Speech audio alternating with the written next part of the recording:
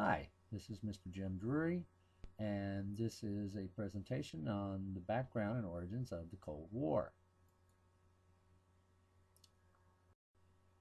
The Cold War was a political, strategic, and ideological struggle between the United States and the USSR, which lasted from the end of World War II until the fall of Soviet Russia in 1991.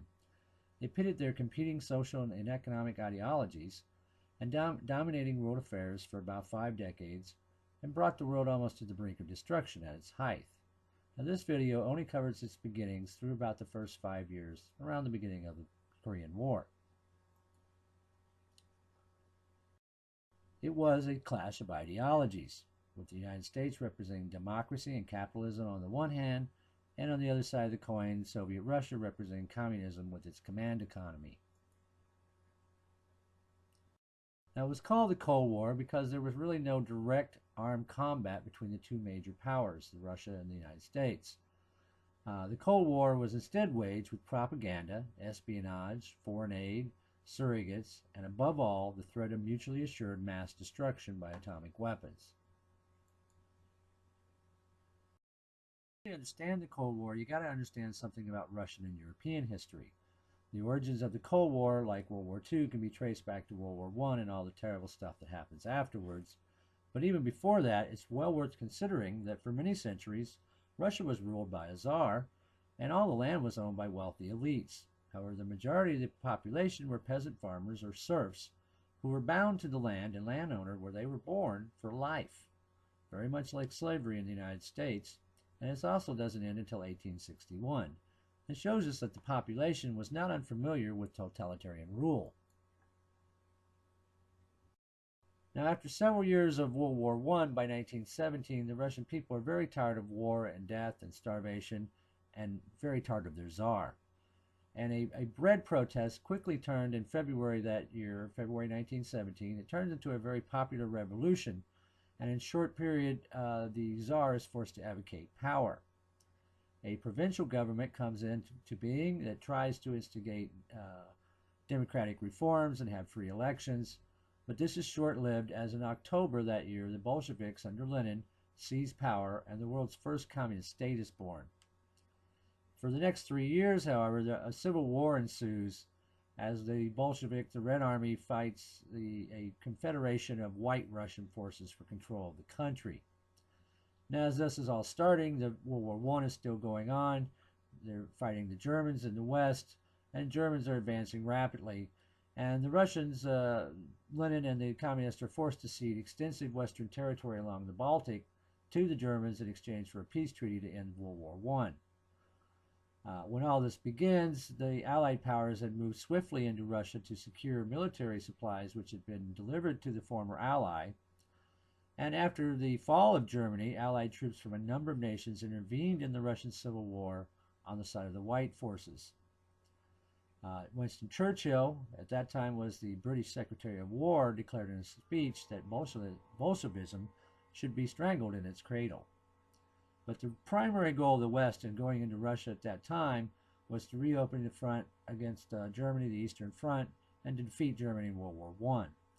But this does provide a very plausible basis for Russian fears of Western intervention later on.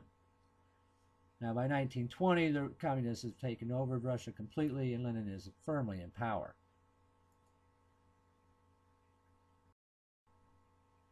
In the 1920s in the United States, the success of the communists in Russia has a stirring effect in this country and brings on the first Red Scare.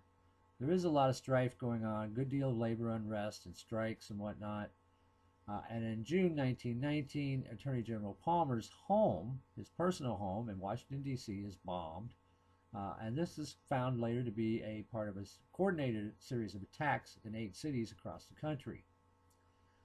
In January the following year, Attorney General Palmer, with the Justice Department and local police across the country, initiate the Palmer raids to round up suspected anarchists, leftists, communists, and have them tried or deported. This operation suffers from very poor intelligence and planning, and constitutionality is questioned from the very beginning, and it really turns into a bad mark on our record. Same time in the 1920s, as I had just mentioned, in November, the communists under Lenin take control. Within 2 years, Stalin, Joseph Stalin, who has been the political commissar for the Red Army and also the editor of Pravda, the state news agency, has consolidated his power and is now the general secretary of the Communist Party, which is a position very close in power to Lenin at that time. And 2 years later, when Lenin dies, the complications of the stroke, Stalin consolidates further and assumes power over the country, absolute power. And over the next 15 years, he institutes a series of 5-year plans to collectivize agriculture and bring industrialization. But the collectivization of agriculture in particular, it does not go well. Millions starve from lack of food, and on top of that, Stalin, who is a very nervous sort and sees conspiracies everywhere, has a habit of having a major purge of high-ranking government and military officials quite often, including a very major purge that happens just prior to the Nazi invasion in 1941 that decimates the higher-ranking officers of the Red Army. Now, despite all of this, throughout this period, the plight for most Russians improves, and for some it improves a lot. For party officials, factory workers, and artisans, skilled artisans, things get very much better. While at the same time, the Western economies collapse during the Great Depression. World War II is coming to bear on Europe. Stalin, like the rest of the world, sees Hitler as a madman bent on world domination, and he does reach out to the West to try to negotiate a settlement and a treaty between the two sides, but there's too much mistrust and these talks never go anywhere.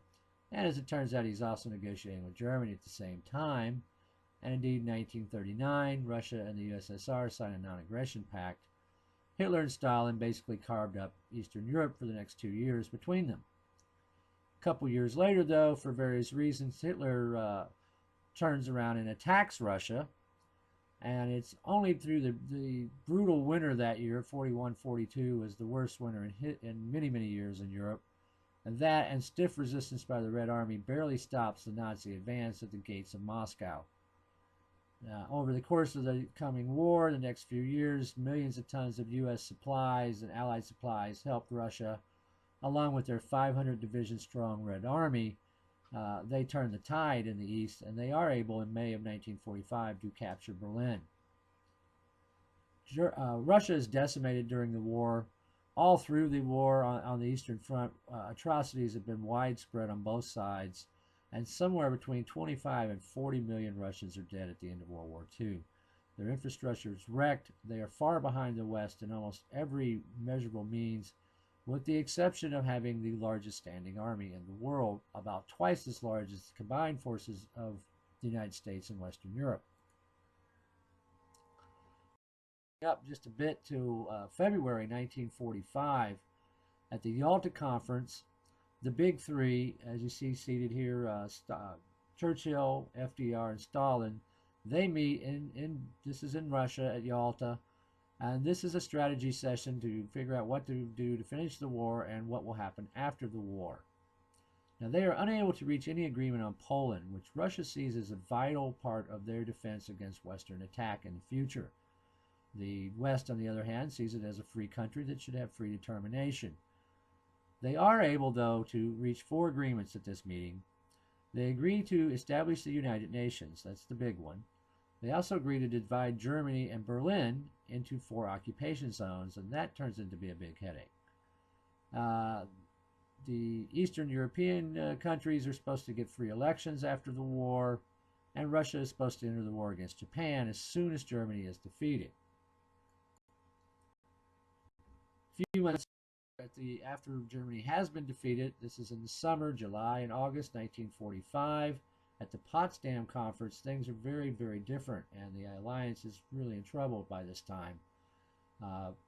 FDR has passed away. Truman is now representing the United States. In the middle of this conference, Churchill, his party loses the election back home. He maintains his seat in Parliament, but is replaced by Clement Attlee as Prime Minister. Now, Truman arrived in Potsdam full of determination to be very firm with Stalin. He's not going to repeat the mistakes of Versailles, going to be very firm on war reparations. He writes in his diary at the time after meeting Stalin that he's really just a thug. He's not much better than a criminal. He rules with an iron fist, and he's not a person, and his government's not one that will honor their agreements. Stalin sees the U.S. and the West as an imminent threat to the existence of communist Russia. They are seeking that buffer zone in Eastern Europe against attacks. And most importantly, they want massive war reparations from Germany to rebuild their country, which is pretty much devastated. One of the reasons Truman goes to Potsdam with so full of confidence is that he has what he thinks is a big ace in the hole and a huge stick to hold over Stalin's head in the atomic bomb. Stalin, though, has known about this unbeknownst to Truman for about 2 years through his spies in the Manhattan Project. But he is surprised to learn that we have the bomb completed, and as soon as he returns home, he orders the acceleration of Russia's own research program. Now, during the course of the conference, on August 6th, the first bomb is dropped on Hiroshima. 2 days later, Russia declares war on Japan, better late than never. And the very next day, the war, for all practical purposes, ends. Nagasaki is destroyed by the Fat Boy bomb. And then 5 days later, Germany surrenders unconditionally. The reality of nuclear weapons forever changes the face of warfare, and it definitely changed U.S.-Soviet relations for the time being. As soon as the war is over, though, things really start to unravel for the Big Three, and the alliance goes sour. This begins in Iran, and to back up and explain that a little bit, we have to go back to 1941 in the summer, as the Germans are wiping the dirt with the Russians in the Eastern Front. Great Britain and most of the West sees Germany about to crush Russia, and Russia's going to fall. They are very worried about Germany then turning south and going into Iran to cut off the oil supplies there. So Great Britain leads an Allied invasion of Iran in August of 1941. There's really no organized resistance by the Iranians, and 20,000 British and 40,000 Russian troops enter the country.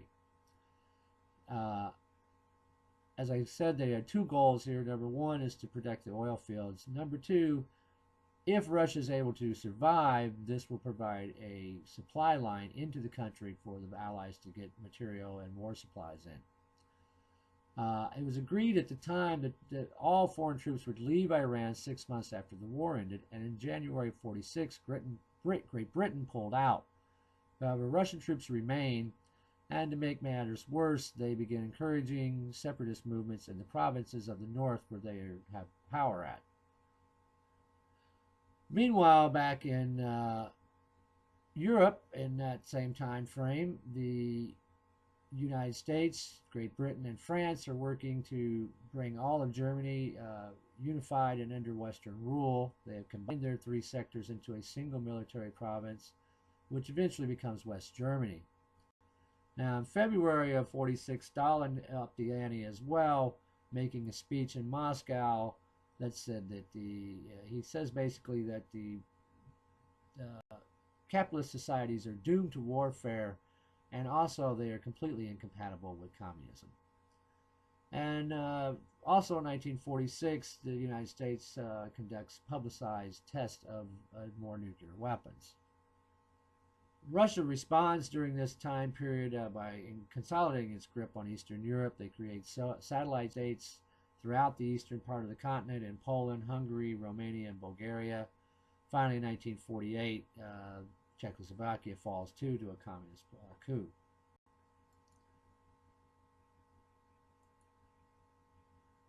Now, the Truman administration is seeking some answers and some kind of insight into the strategy of Russia, and they turn to the expert George Kennan, who's the charge of affairs in Moscow, who really knows Russia and its people. And they ask him, what are they going to do, and what should we do about it? Kennan responds with what becomes known as the long telegraph. This is an 8,000-word message. It was so long it has to be sent in 5 separate parts by wire from Moscow to Washington. And in it, he lays out what will be the cornerstone of U.S. foreign policy for the next several decades, the containment policy. He says that the Soviet Union is an inherently aggressive and dangerous enemy, but they are a bully, and unlike all bullies, they can be stopped with a show of force. So he recommends a firm but vigilant containment of Russian expansive tendencies, and thus containment is born. About this same time, March 46, Winston Churchill, who is a member of Parliament still, comes to the United States on a tour, and in Fulton, Missouri, gives his famous Iron Curtain speech. 1947 comes around. The Russians are still causing problems in the Middle East. They are pressuring Turkey over the straits between the Black Sea and the Aegean Sea. At the same time, Greece is being threatened by communist insurgents that are being backed by Yugoslavia. And Truman, also Great Britain, who has been drained by World War II, announces that they can no longer support Greece and Turkey, and they're pulling out of the region. Truman sees this as a vacuum, rightly so, and he produces comes before Congress and brings forth what becomes known as the Truman Doctrine, where he says that the United States must assist free peoples to work out their own destinies in their own way. And the key to this is to prevent these free nations from being overthrown, is to attack the conditions of misery and want. And they go about sending material aid in the form of military assistance and food and medical supplies to Greece and Turkey. And this really turns the tide there, and these nations are able to withstand the communist threat, and this becomes a real symbol of American resolve in the Cold War, early part of the Cold War. This is summer by the Marshall Plan, which Truman insisted that his very popular Secretary of State and former Army Chief of Staff George Marshall take credit for, and that's why it's named the Marshall Plan. This sent $13 billion worth of aid initially into Western Europe to rebuild the countries, get their economies back on a even footing, and prevent the spread of communism. Eventually, some $7 billion is also added for Asia, and also another big chunk goes later on to Africa and South America to stop the spread of communism. All of that's what this is for. Russia and her satellites are also offered aid during this time, but they refuse any help from the West. In response to all this, the Russians try to starve the Westerners out of Berlin, which, as you see from the map here at the bottom of this slide, is very deep in Russian-held section of occupied Germany. And they cut off all the land routes in and out through their sector to the city. The railroads, the highways, all shut down. So in response, Truman and the Allies commit to the Berlin airlift. And for the next year, nearly 250,000 flights carry everything that Berlin needs to survive into the city. Fresh milk, food, medicine, even coal to power the city, to power their generator, their electric system, is brought in by plane. Finally, after almost a year, the Soviets blink and they give up and lift the blockade. This again becomes another very strong symbol of U.S. resolve to withstand Soviet aggression. In response to this, what was seen by the West as a clear act of Soviet aggression, as the blockade is going on, the airlift is going on, the Western powers, U.S., Canada, and the Western European countries form NATO, the North Atlantic Treaty Organization, which has 3 goals. Number 1, of course, is to stop Soviet expansionism. Second is to also stop any revival of nationalist militarism within Europe by maintaining a North American presence on the continent. And lastly, to encourage European political integration. Within 5 years, Moscow counters this with the formation of the Warsaw Pact, formerly known as the Warsaw Treaty Organization, that was directly done as to counterbalance NATO. In 1949, things are really not looking good. Late in 49, Russia explodes its first atomic bomb. That sends shockwaves through the West, adds fuel to the growing ugliness that will be McCarthyism. A month later, in October 1949, Mao Zedong announces the takeover of China and the birth of the People's Republic of Red China after his forces enter Beijing. The Truman administration takes a tremendous heat from all of this. Secretary Marshall, in particular, was accused by Republicans on the Hill of losing China to the Reds. And this draws a heated response from Truman. Things are very, very much not good at this point in time. And things don't get any better. Early in the year, Truman had authorized a huge amount of spending on the H-bomb, the hydrogen bomb, which scientists believed in, and it turns out it was hundreds of times more powerful than the weapons used in World War II. This came as a response, a direct response to a revelation by British and U.S. intelligence soon after that test, that German-born Klaus Fuchs, a top-ranking scientist in the U.S. nuclear program, is actually a Russian spy. And this really lights the fires of McCarthyism. Added to that, just right after that, on February 9th, Senator McCarthy announces in his speech in Wheeling that he has a list of Soviet spies that are in high-ranking government offices. And things really get bad in the country after that. The witch hunts get going. Loyalty oaths become a reality. And then in June, the final shock of the year, and the real big one, as the communists from North Korea pour over the border and igniting the Korean War. As I said, in June 25th, 1950, the North Koreans, armed with Russian weapons, launch a massive attack on the South. They drive U.S. and South Korean forces almost into the sea at Pusan. 2 days later, the U.S. gets the UN Security Council to approve a multinational defense for South Korea because Russia has boycotted the meeting and gives up its veto.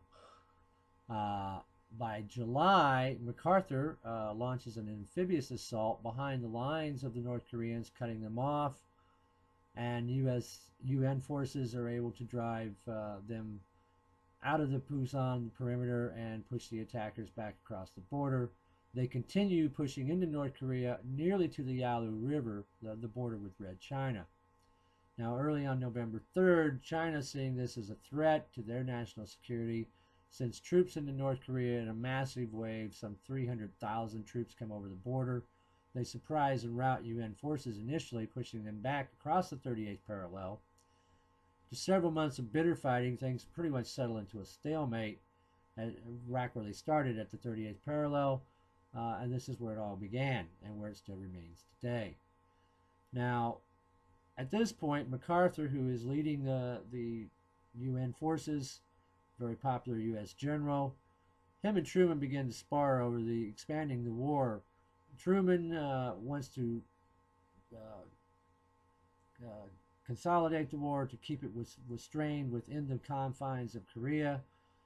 MacArthur, on the other hand, very much in favor of expanding the war and actually wants to use nuclear weapons on China. And he voices public disapproval of Truman's decision, who in turn relieves the command. The war goes on for 2 more years. 1952, Eisenhower is elected, and he lets it be known that he, unlike Truman, will use nuclear weapons, and very soon after, a peace treaty is arranged. And that concludes the beginnings of the Cold War. A very quick review and terms that you'll want to know for the quiz. The Cold War was between the U.S. and USSR. It pitted democracy and capitalism versus communism and a command economy. It began at the end of World War II, continued until 1991. Key terms and persons you want to remember about this is the Yalta and Potsdam conferences, the Truman Doctrine, the Marshall Plan, Berlin Airlift, Iron Curtain, Long Telegram, NATO and Warsaw Pact. And then you're going to want to know who FDR, Harry Truman, Winston Churchill, Vladimir Lenin, George Marshall, Joseph Stalin, and George Kennan. Who those people are and why they are important. And that concludes this presentation. I hope you've enjoyed it. Thank you very much.